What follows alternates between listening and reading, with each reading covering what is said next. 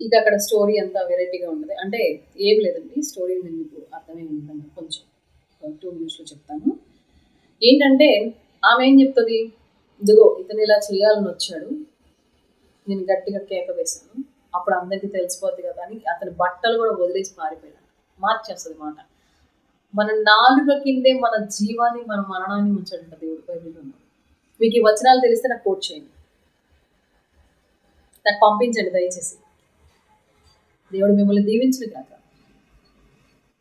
ఆయన అంటాడు, అతను విడిచిపెట్టి భయపడి పారిపోతాడు. అమ్మో పాపం, ఎందుకని దేవుడికి ద్రోహం చేయకూడదు, బట్టలు విడిచి పారిపోతాడు, బట్టలు విడిచి పారిపోతాడు. ఆ మాట, ఇదిగో పలానా నాతో చేయడానికి వస్తే నేను అరిచాను, పారిపోయాను. వాళ్ళ హస్బెండ్ వచ్చేంత వరకు అది అలా పట్టుకొని ఆ డ్రెస్ని ఆమె అంతా మొత్తం చెప్తుంది, కంఠాపరంగా చెప్తాను ఉంటుంది అందులో వాక్యం. ఆ తర్వాత ఏం చేస్తారు, అతన్ని చెరసాల్లో వేస్తారు, పాపం చేశాడని నిందిస్తారు. ఒక్క మాట అయినా తెలుసండి, గొంతెత్తి నేను చేయడం మీరు చూసారా?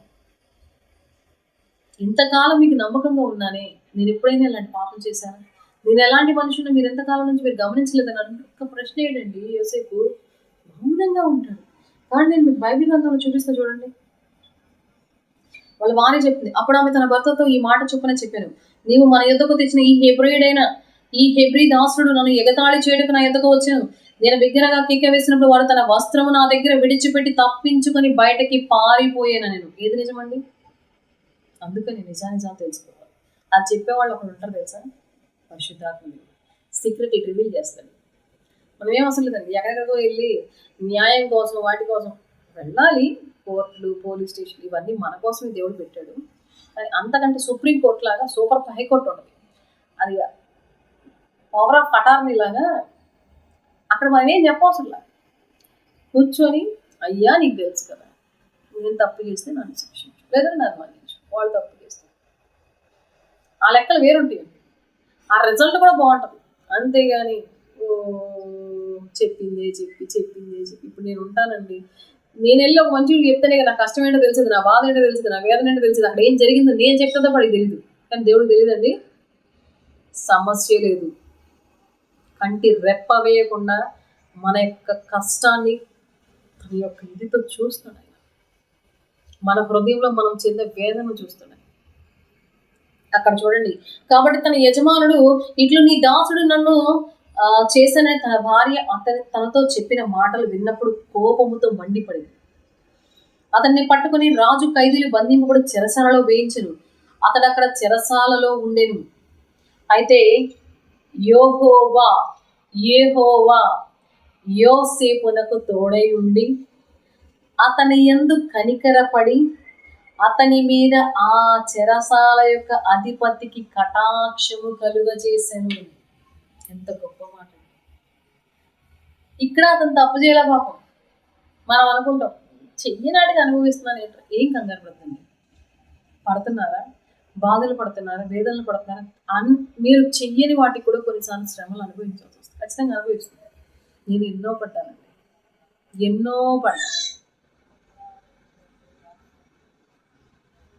ఏం కాదు, నిందల వెనుక దీవెనలు ఉంటాయండి. మన కన్నీటిని బుడితలో దాచుకునే దేవుడు. మన కన్నీరు కారుస్తుంటే మన మమ్మీ వచ్చి, ఏమ్మా శాలిని కొంచెం గిన్నెలో పట్టమ్మా, నేను దాచుకుంటాను, నేను చూస్తూ ఉంటాను, నువ్వు పడే వేదన అంతా నాకు గుర్తు ఉండాలని పెట్టుకోదు. ఎవరో సొంత తల్లి రక్తము పంచుకుని పుట్టి, తన ప్రాణంలో ప్రాణం పోసి రక్తం పంచుకుని పుట్టి ఆ మరణ సైతం అన్నట్టుగా ఒక బిడ్డకి జన్మనివ్వడం అంటే చనిపోయి తిరిగి ఇదవడమే కదండి ఒక స్త్రీకి. అలాంటిది మా అమ్మ దాచుకుంటుందా, మా నాన్న దాచుకుంటాడా? మన నాన్న దాచుకుంటాడు. మన నాన్న అనడానికి శుభ నిర్వచనం. అసలు ముద్దుల తండ్రి అండి. ఎప్పుడు కనపడతాడో కానీ చచ్చిపోయిన తర్వాత ఒకసారి వెళ్ళి ఆయన గట్టిగా హగ్ చేసుకుని ముద్దు పెట్టాలి.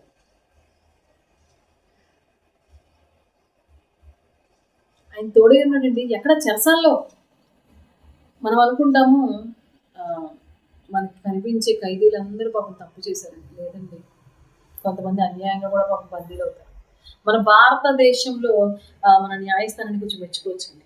మనది గ్రేట్ అండి. మన ఒక మాట మాత్రం బాగా నచ్చుతుంది నాకు మన భారతదేశంలో.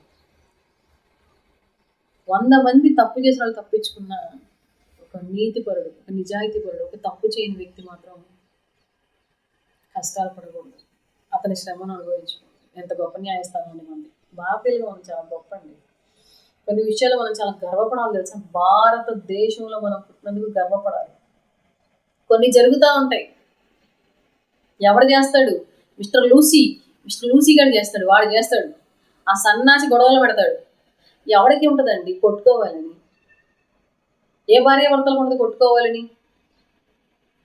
ఏ అన్నదమ్ములకు ఉంటుంది కొట్టుకోవాలని? మధ్యలో వీడు దూరతాడు. వీడు దూరి లూసీలాగా ఏదో చెప్తూ ఉంటాడు. అది వినకండి. ఏ స్వరాన్ని మీరు వింటున్నారో చూడండి.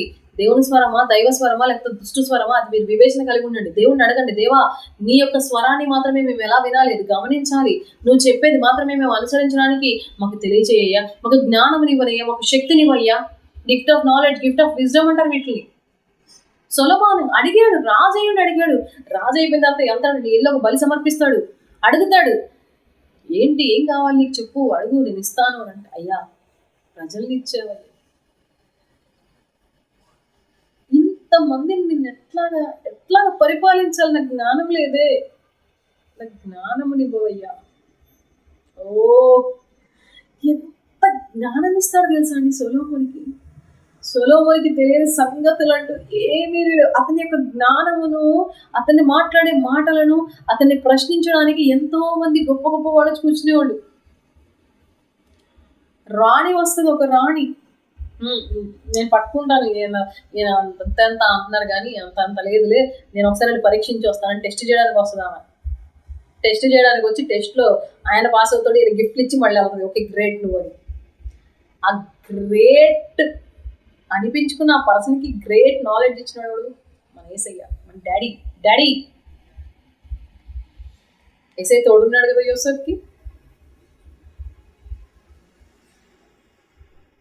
అలా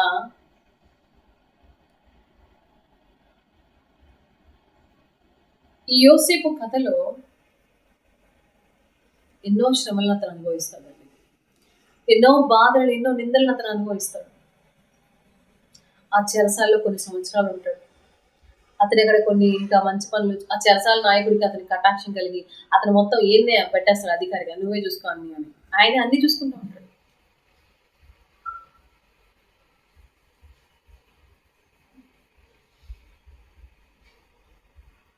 ఇదిలా జరుగుతుండగా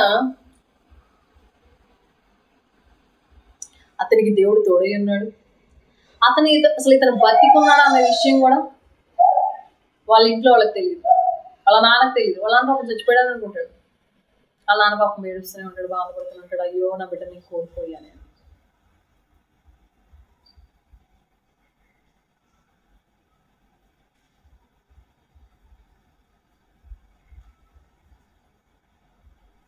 యోసేపు యొక్క జీవితంలో జరిగిన కొన్ని సందర్భాల్లో కొన్ని విషయాలు మనం మాట్లాడుకుందాం, ఇంకా మనం ధ్యానిద్దాం.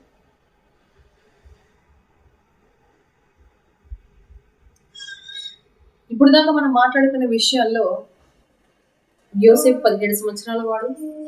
అతను తన తండ్రి కుటుంబం నుంచి దూరం చేయబడతాడు. అతనికి దేవుడు 2 కళలు ఇస్తాడు. ఆ కళలో అతని కుటుంబ సభ్యులు, అతని తల్లిదండ్రులు కూడా అతనికి సాష్టాంగపడతారు. అతను ఒక అధికారిగా దేవుడు నియమిస్తున్నాడని అతనికి తెలియజేస్తాడు. వాళ్ళు అతని మీద పగను పెంచుకుంటారు. ఆ పగ ద్వారా అతనిని చంపేయాలనేంత కోపము, అసూయతో వాళ్ళు ఉంటారు, ద్వేషము. ఆ అసూయతో అతను ఉంటే రూబేను అతని పెద్ద అన్న, యూదా అతని అన్నయ్య, వాళ్ళిద్దరు అతన్ని కాపాడడానికి ప్రయత్నం చేసి చంపకుండా అతన్ని బ్రతికుండేలాగా అతన్ని ఏం చేస్తారంటే ఇట్లా కాదని చెప్పేసి అమ్మేస్తారు. రూబేన్ చాలా బాధపడతాడు, తన తమ్ముడు కనపడతాడు, ఏమీ పేరు తమ్ముడని. ఆ తర్వాత అతన్ని ఐగుప్తు దేశానికి తీసుకువెళ్తారు. అక్కడున్న ఒక పోతీఫర్ అని అతను ఉంటాడు, ఆ యజమానికి అమ్ముతారు. ఆ ఇంటిలో అతను యజమానుడుగా అతన్ని తీసుకొచ్చి వచ్చిన దగ్గర నుంచి దేవుడు ఎలాగ అతన్ని దీవిస్తున్నాడు అతని శకునము ద్వారా తెలుసుకుంటాడు. తెలుసుకొని అతనికి మొత్తం మీద అధికారం ఇస్తాడు. ఆ తర్వాత అతని యొక్క జీవితంలో అతని యొక్క యజమాని భార్య చేసిన ఒక అమానుషాన్ని మనం తెలుసుకుందాం. చాలా బాధాకరమైన విషయం. అట్లా చేయకూడదు, తప్పు. ఆ తర్వాత అతన్ని చెరసాలలో వేస్తారు. చెరసాలలో చేసిన తర్వాత కూడా యెహోవా దేవుడు, అంటే మన తండ్రి, యేసయ్య వాళ్ళ డాడీ, మన డాడీ, పరలోకపు తండ్రి, ఆయన అతనికి తోడై ఉంటాడు. ఆ అధికారికి తన మీద కటాక్షం కలిగించి అతనికి మొత్తం అటామిక్ పవర్ ఇచ్చినట్టుగా ఆ చెరసాలను ఇతను అధికారం చేస్తాడు. ఆ తర్వాత జరగబోయే సంగతులను మరలా మాట్లాడుకుందాం. ఖచ్చితంగా ఇంకొక దాంట్లో మనం మాట్లాడుకుందాం.